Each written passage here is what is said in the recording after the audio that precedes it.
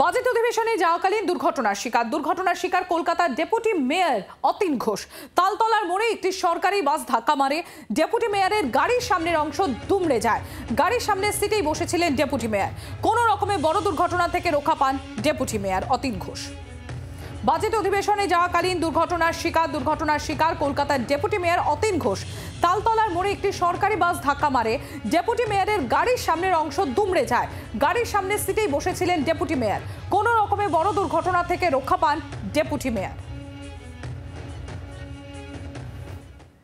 আমি towards SN ব্যানার্জির দিকে টার্ন নিচ্ছি, সেই সময় একটি বাস আসছে, বাসের সাথে সংঘর্ষ হয়, কিন্তু খুব বড় অ্যাক্সিডেন্ট হয়নি।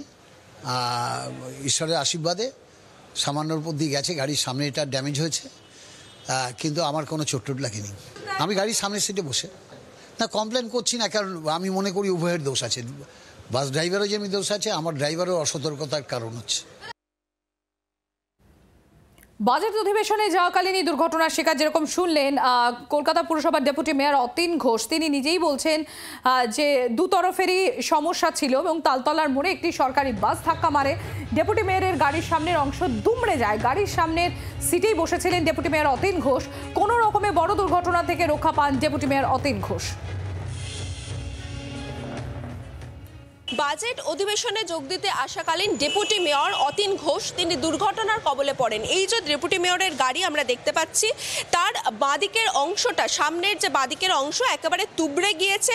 বাসের ধাক্কায় রীতিমতো একেবারে দুর্ঘটনার মধ্যে পড়তে হয়েছে ডেপুটি মেয়রকে। আর এই যে যেখানে ঘটনাটি ঘটেছে ঠিক তার সামনের সিটেই কিন্তু বাঁদিকেই বসেছিলেন অতীন ঘোষ।